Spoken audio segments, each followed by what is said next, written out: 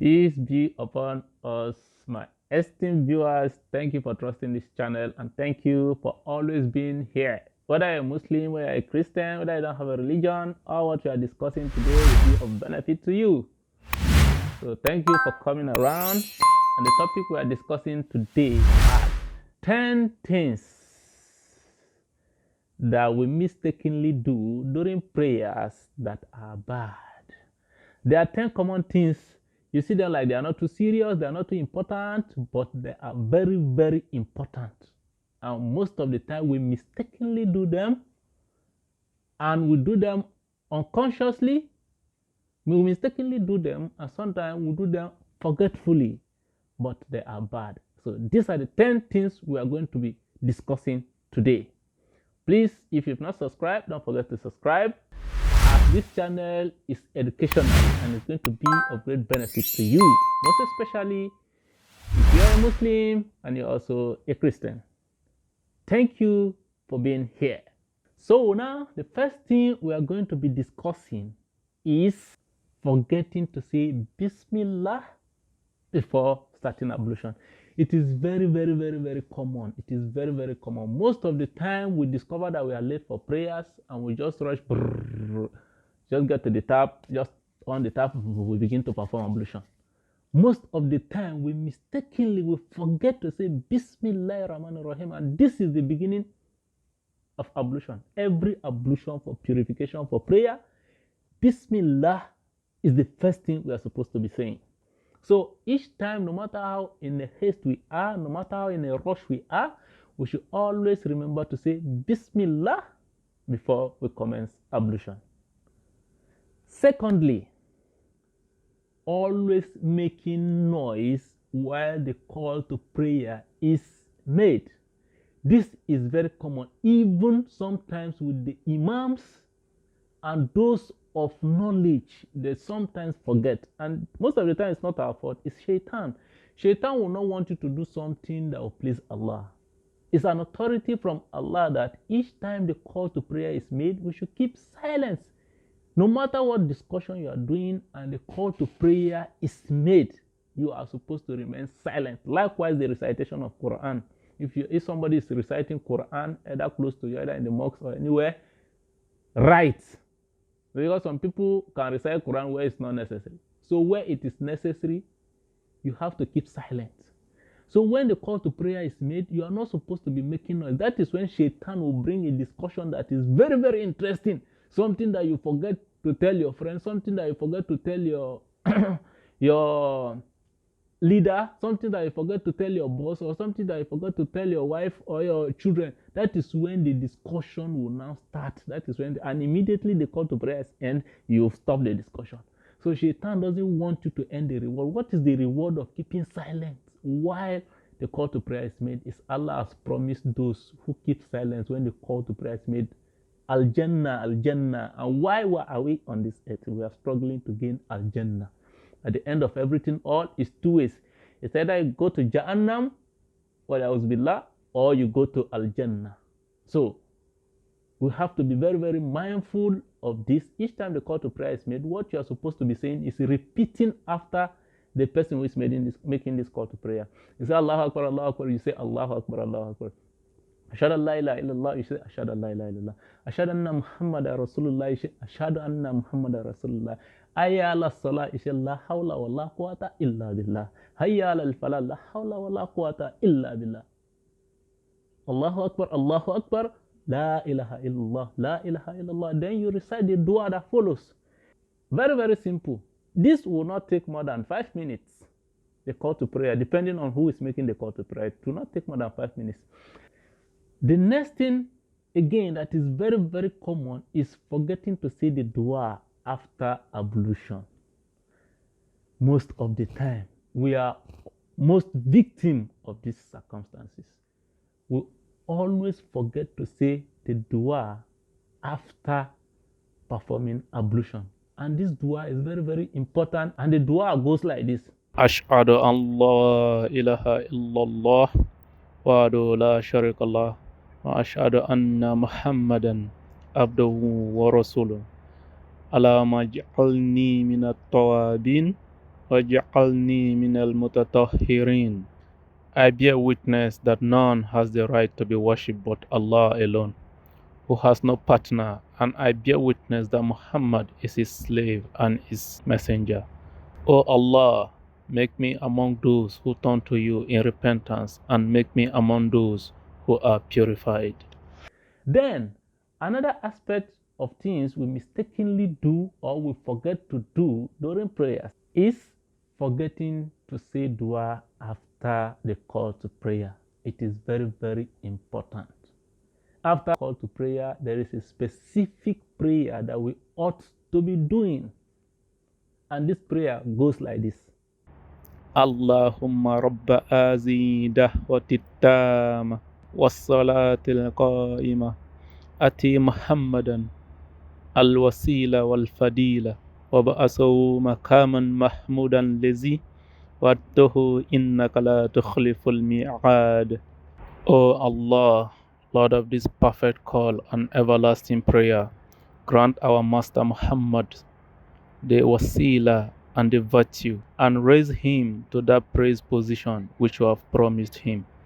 Verily, you do not go against your promises. Another common thing we do in the mosque or while praying is entering the mosque with the left leg.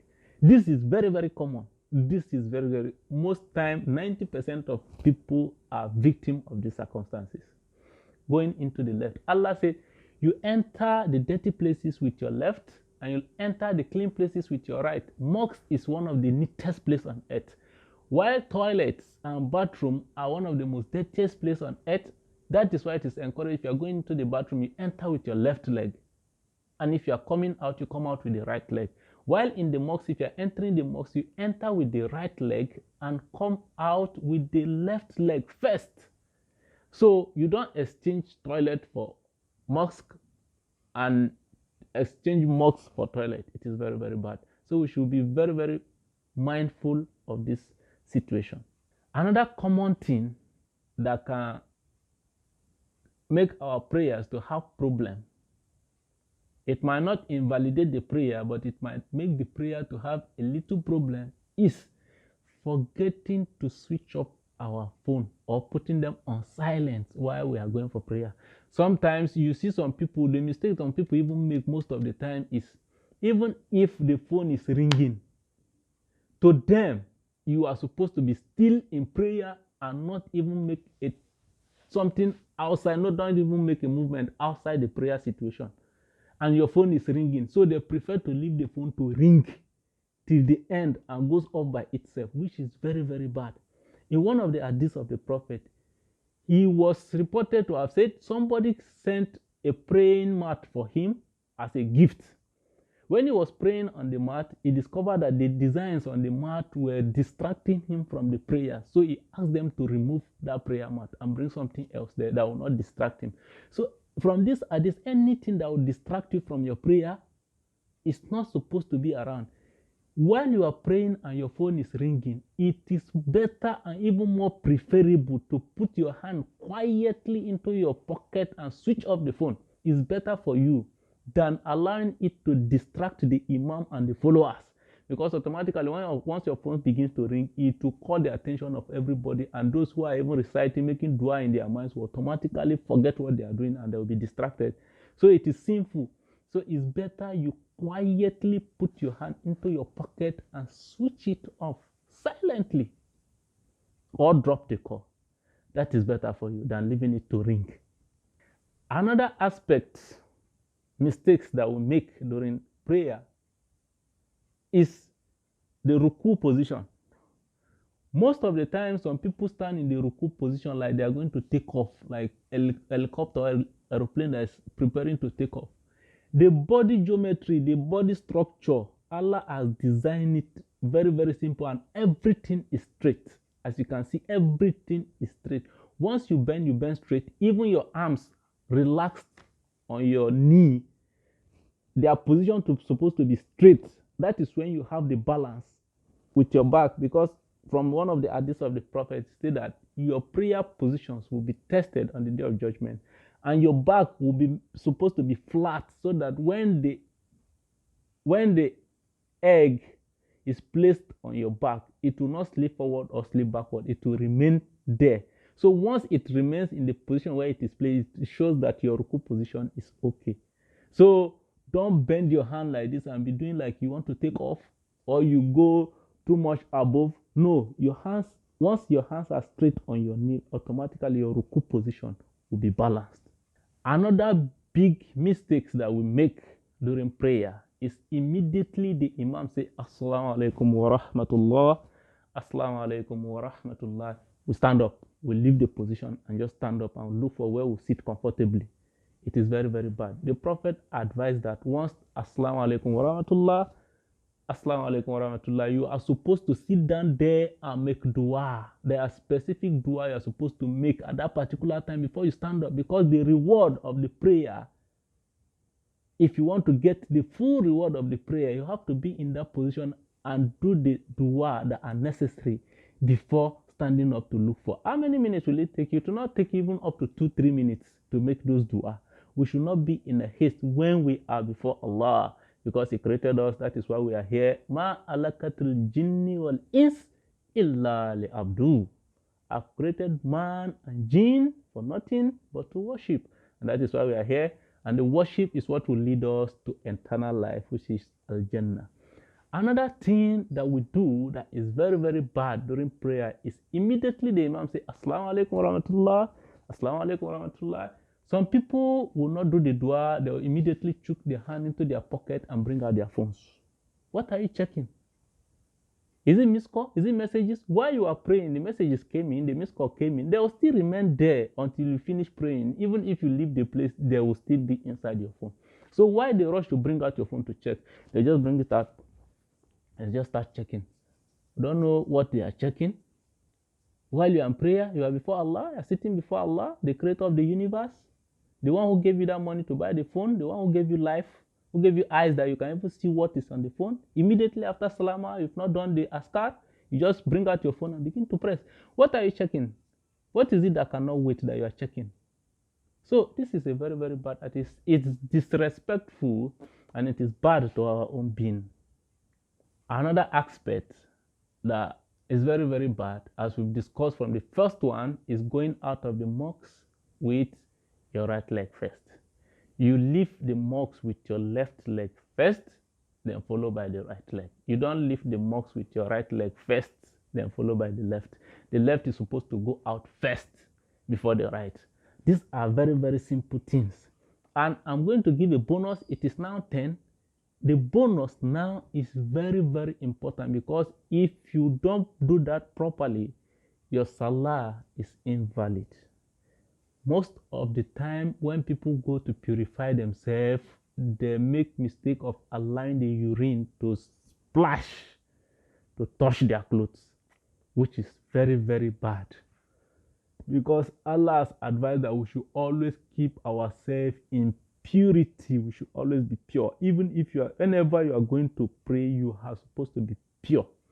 Some people will stand easing themselves, which will make the urine to splash on their trousers, splash on their body. Even the process of cleaning themselves, the urine also splash on the body, which is very, very.